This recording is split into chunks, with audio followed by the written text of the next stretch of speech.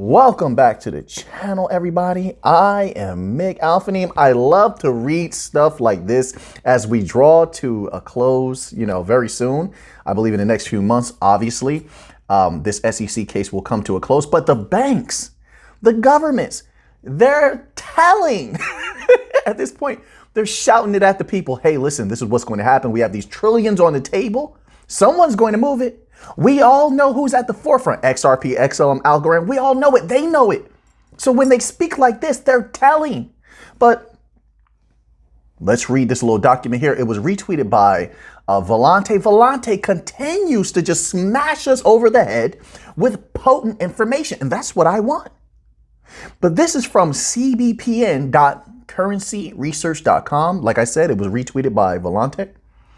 And it's titled G20 Roadmap for Enhanced Cross-Border Payments. Talk that money to me. They're going to.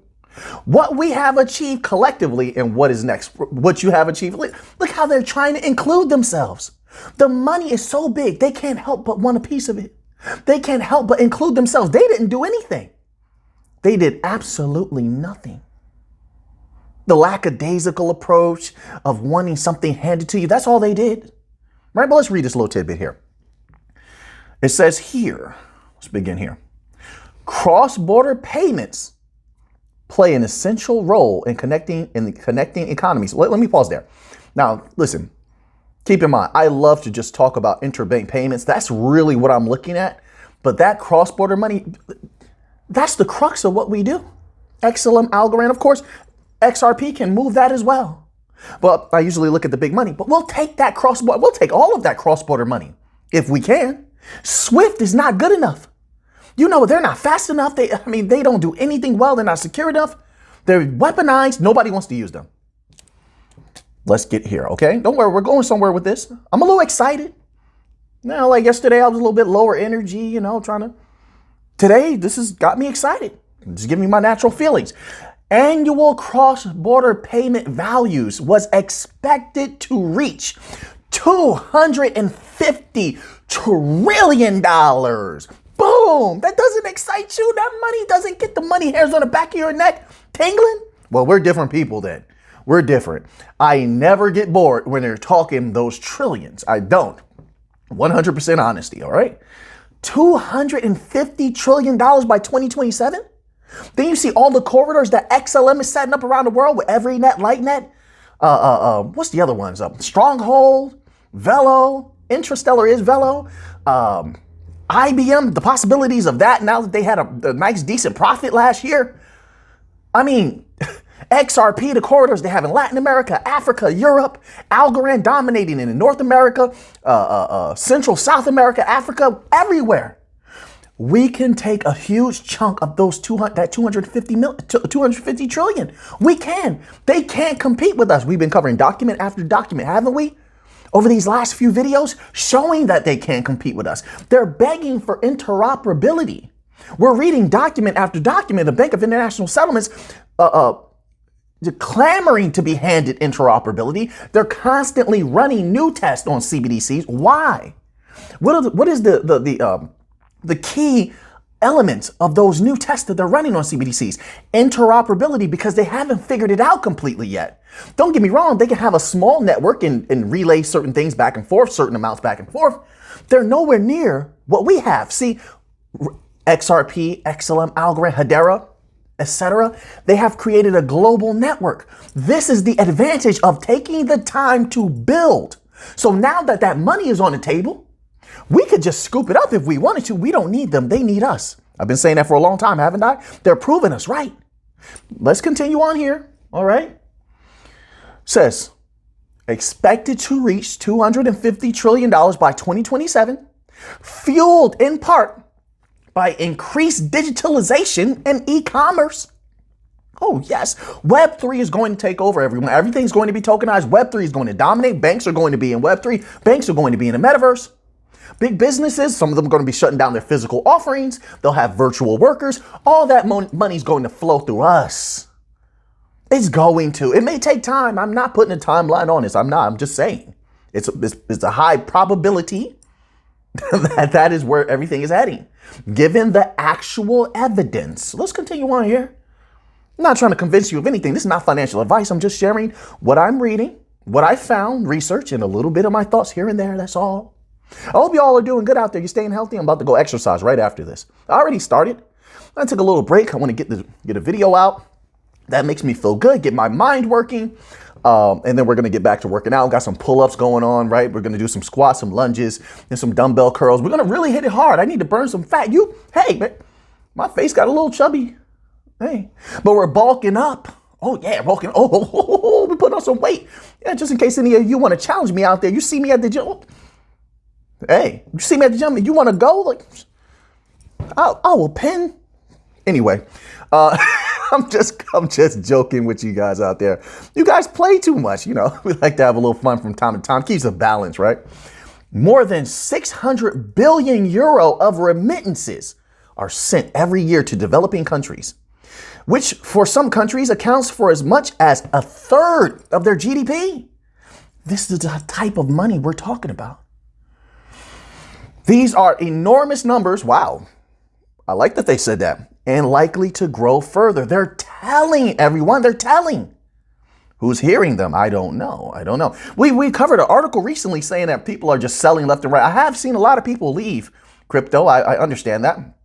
And you have to do what's best for you. That makes perfect sense to me. If you have something that's detrimental, I would never want anyone to play with any type of funds or capital that's detrimental to them. Not at all. All right. Protect yourself at all times. So some people don't have that understanding. Some people have to leave crypto. They have important things they have to take care of. You get what I'm saying? However, I don't think it's anybody who has a little capital to play with. They put in a little extra here and there. There's nothing detrimental in it. So, but yeah, those articles are starting to pop up, which could be looked at in a dualistic way. Because in one way you could say, well, yeah, people are really leaving. They definitely are.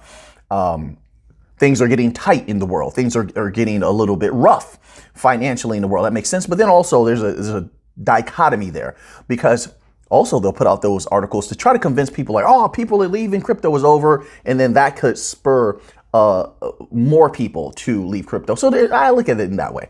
But let's continue on here. It says, despite their importance, many cross-border payments are costly and slow. Look, my goodness. I mean, how many, you have the G20 individuals saying this now. They're letting the people know. Costly and slow. They haven't remedied it yet. How long have we been reading this? Now, some people may read this and say to themselves, they're saying the same thing over and over. But what they're showing you is they haven't solved this problem yet. They haven't. Or they wouldn't be saying this. That's a great thing for us. I mean, we're so far in advance, they can never catch us anyway. They're just congealing with us using our technology. But let's continue on here. Cross-border payments have been described as the forgotten corner of the world's financial plumbing. Also, keep in mind, if they could do any of the stuff that we do, then they would have taken over already. Why is it that Stellar is doing Stellar Aid Assist right now on the spot? They can send money to anywhere in order to assist in aiding the people who may be having some sort of dramatic problem, right? Catastrophic problem. Because we're the best. That's why they chose Stellar. That's why they chose XLM. That's why they chose USDC. Anything that's on Stellar Network. Because we're the best. They haven't superseded us. They haven't gotten out ahead of us yet. Same thing with XRP and Ripple. They have to choose us because we're the best of the best. Quant, Algorand, etc. It goes on and on with the bank coins. We are the best. We are not going to lose. We've been winning. I mean, you can have your own ideas, of course. I'm just sharing my own. That's it. All right. I'm not trying to convince you of anything. All right. I just share my excitement. That's all. It says, these challenges have real consequences for trade and economic development. The International Monetary Fund, I don't even like to read those letters anymore. So many articles. Have you seen the last 2-3 days? All these articles with the IMF. I try not to cover them. They're all negative. So I don't even like to think about the IMF at this point, unless they're talking about something positive, which has not been the case as of the last 2 weeks. It says, has estimated that people sending remittance payments home pay $45 billion in fees. If you use us outright, this is why I'm saying also, I believe firmly they'll use the bank coins outright. No fees. listen, you might as well say there's no fees if you're going to talk about 0.0001 XLM or 0.001 algo, whatever it is. The fees are so low, it's non-existent. Now, here's the thing. When they're congealing and combining with the bank coins, a lot of times these other offerings, they're putting fees on top of it.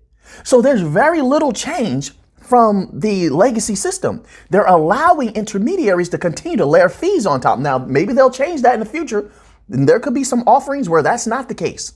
I'm only speaking on what I've seen. All right. But if they're going to keep a semi-traditional way of layering fees on top of the new financial system, which is redundant, then I think people will definitely turn and say, hey, why don't we just use the bank coins outright, the bank coin wallets outright? I can send money with almost no cost at all instantly anywhere in the world. Why would they not do that? Then, like I said, always keep in mind, if even one bank does a bail-in, it's over for banks. We will take over. I mean, listen, is it far-fetched to go out and on a limb and just think that maybe there's a plan involved in that? I mean, when I think about it, I know. Oh, Mick, no, the banks are always going to be here. I know what you're going to say. But let's go out on a limb and just play that idea for a minute in conjunction with something else. So maybe they want to do the bail-ins and turn the people away into the bank coins, right?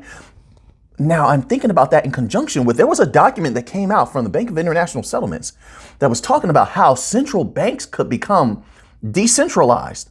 This was maybe about 2.5 weeks ago they came out with that document. And it blew my mind. I think it was the Bank of International Settlements. I believe it was. How central banks can become decentralized or something like that.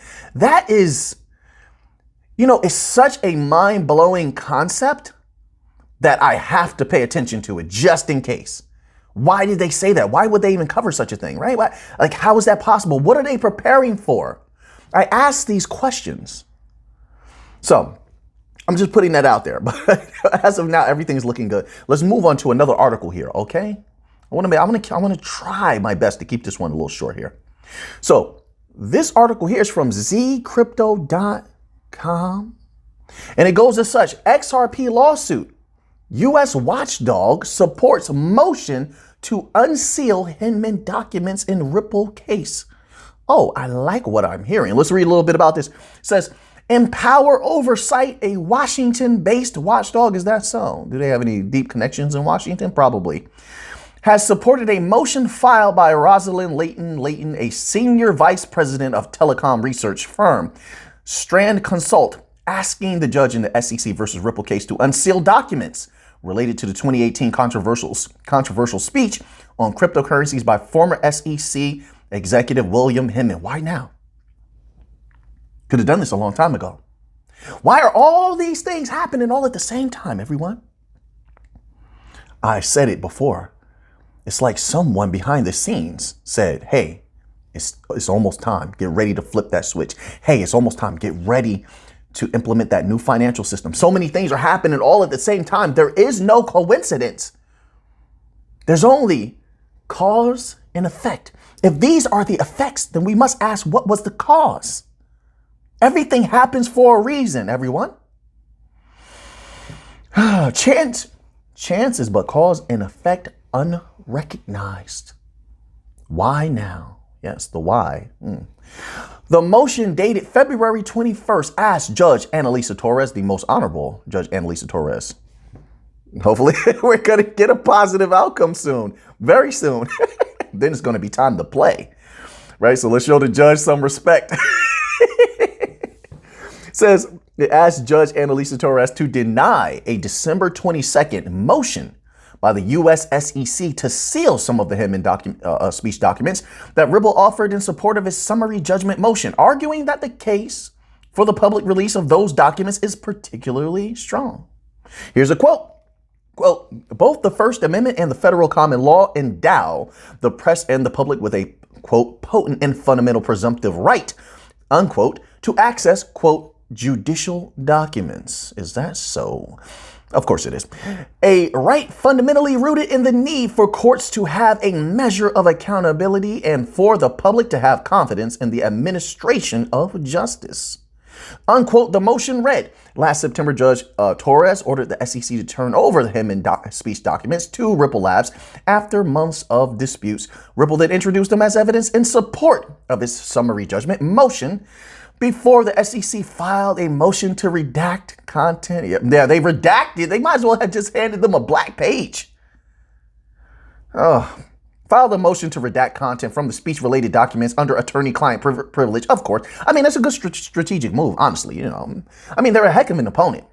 I like a good opponent, but they're going to lose, in my humble opinion, especially if we go to a higher court, and I think that we definitely probably can. And you look, if there's even a chance that it may go negative for us, we definitely should take it to a higher court because they lost 4 out of 5 cases. You saw that article we covered in one of the prior videos, correct? They lost 4 out of 5 cases in the higher courts.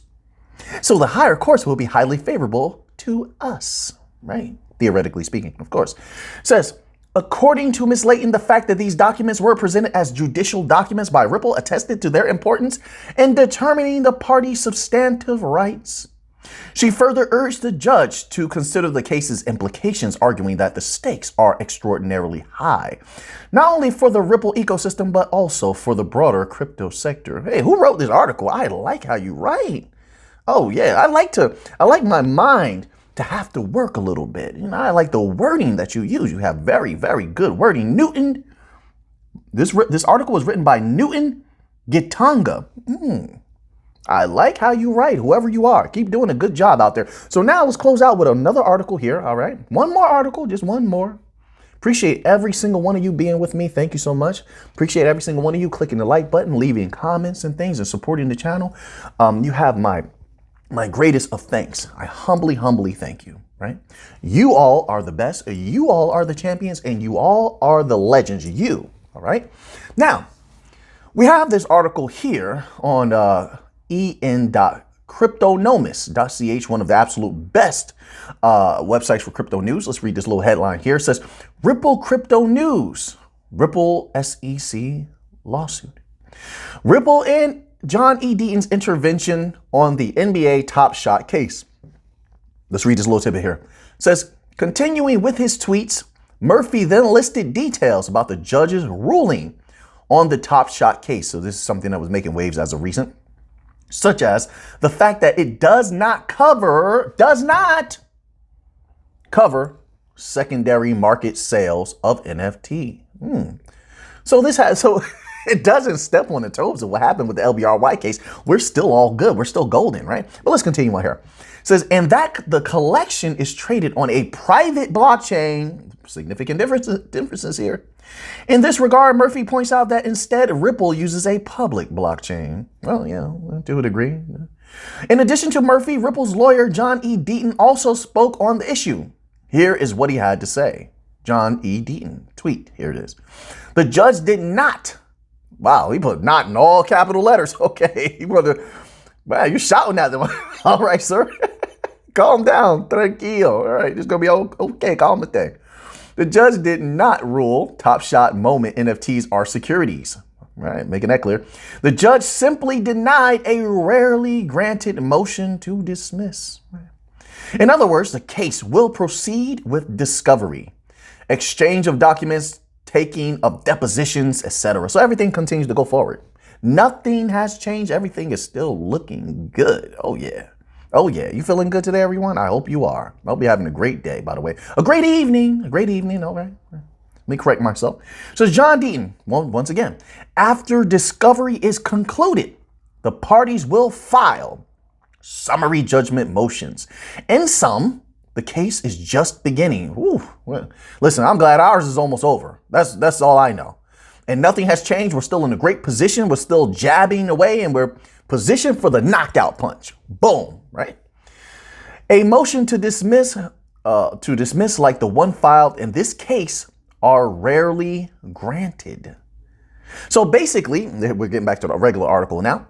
Basically, Deaton points out that unlike the the Ripple versus SEC case, the case against the NFT collection has just begun, and the judge could still decide whether these NFTs are securities or not, right? So there's significant differences here. Differences here is what he's trying to convey, right? Ripple community wants to see XRP back on Coinbase. That's not good. I just don't see them doing it at this point. I just don't. There's reasons behind. I mean, there's so many different sectors within the XRP community, you know, but I think a lot of people understand that behind the scenes, it has to be that way. Behind the scenes, there is word that's probably saying, hey, shh, XRP, it's not for retail.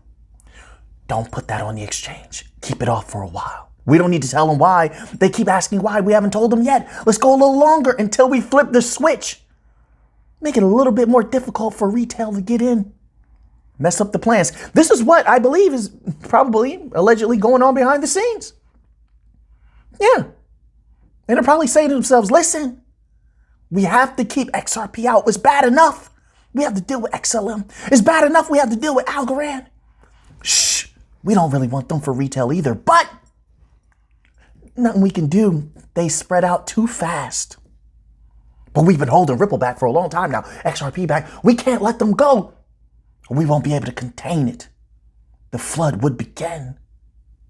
Hey, I'm just throwing thoughts out there. It doesn't mean you have to agree with what I'm saying at all. I can respect what all of you say, what all of you think, and no problem at all. But yeah, I don't see them relisting it on Coinbase. It says, recently, Deaton himself, along with LBRY's legal team, managed to get official confirmation from the SEC that crypto. Well, it was. They make it sound like they got a letter or something like that, but it was during the case. Remember when they had to say it on the record that crypto sales in the secondary market, such as exchanges, do not constitute security transactions. Yeah, so we're in the clear. This is why the Ripple community began tweeting about the fact that Coinbase should list XRP again. They're not going to do that. Maybe they will, but I don't think that they are. Admittedly, this achievement by Deaton is not about the final Ripple versus SEC verdict, which is why Coinbase could continue with its choice to keep the asset away from its crypto exchange. Whatever excuse they can come up with, they're going to try their best to keep XRP out the hands of retail. I'm telling you, right? I mean, by the time they get the clear and say, oh, well, XRP is good to go, it'll be too late. Think about that. By the time they say, oh, well, the case is over, when the case is announced to be over, XRP will explode. Listen, then there's the possibility. Listen, I'm telling you right now, there's the possibility when that case is announced to have a positive outcome in favor of XRP and Ripple, they could drop massive announcements on that day and flip the switch on that day, which just means multiple banks could come online using XRP that day, that week, that month. And that price could explode. This is not financial advice. It doesn't matter to me if you sell all your XRP, buy all your XRP. It makes no difference. We're talking about the banks because I'm here for the bank's money. I want that bank money. I have to have it. I have to. Some of us, we have a purpose here. We have a reason for doing what we're doing. I have to have that bank money. Anyway, they could release, listen, it would only take 4 massive bank announcements on the day that they win the case. That's all it would take. And that price would skyrocket. And most of retail will be left in the wind. There's something I keep in my mind. What will be holding them back? They have memorandums of understanding. They have contracts already signed. They have non-disclosure agreements on a time frame. Right? The countdown has begun. And any time that they want, they can make those announcements. Remember when Brad Garlinghouse, this was about in December, when they made like a few announcements. And then he said, we have a lot of announcements. We're working with a few central banks. What? What are these other announcements? They're sitting on some. Stellar said the same thing. Now, listen, whether these things come to fruition or not, I'm not in charge of that, okay? But Danelle Dixon did a video interview that we all bear witness to when Danelle Dixon was talking about working with some central banks. They're sitting on announcements, folks. Stellar as well as Ripple. What comes of the future, no one can know that. Maybe things fall through. There's the possibility of that. But if they don't fall through and they're planning on dropping those when there's regulatory clarity or when this case is over, expect a massive flood, the possibility of one. Not a guarantee, but the possibility. There's a high potentiality for such. This is my humble thoughts. It's my humble thoughts. You got to make up your own mind. So now that you have that information, what are you going to do with it? I know what I'm going to do with it. Well, right now I got to go finish a workout. Honestly, I got to go burn some calories, some fat, get that chubbiness off the face. You know, it's time to, like, you bulk for a while. Then you just got to start shredding. You got the weight on that you want, the size on that you want. Now you got to start shredding. So now we got to put in the hard work and really go to town. Let's see what we can do. So now I got some pull-ups, I got some squats, I have a lot of different things to do. What are you guys doing this weekend? You meditating, you stretching, you drinking some water, you know, you going to the gym? Let me know in the comment section. What are you guys doing this weekend? You feeling good? I hope you are. Once again, I got to check on you multiple times. You're my people. I got to check on you. What do you want me to do? Yeah, I'm a caring guy. But if we spar, I'm not going to take it easy on you. If we spar, then I'm not asking you to take it easy on me either. And it depends, and we can do it wherever you want to do it. It doesn't matter. But yeah, I can care about you. Like I said, that's just part of being a combatant. We can roll, you don't want to wrestle, you know, jujitsu. So I'm not going to, I just want that to be known. Because when I step in some of these places and some of you are seeing me and stuff just like that, yeah, Alphany, nice. But if we spar, we're not trying to kill each other, but yeah, let's sharpen each other. You know what I'm saying? We do a little jujitsu, let's sharpen each other. A little wrestling, this is what we do. Let's sharpen each other. I'm just saying. I love you, but I'm not going to take it easy on you. I'm not. All right. Love you all, though. All right. So now that you have that information, what are you going to do with it? I know what I'm going to do with it. I enjoy my time with you all. I do greatly. Thank you so much. So until next time, let's get to the money.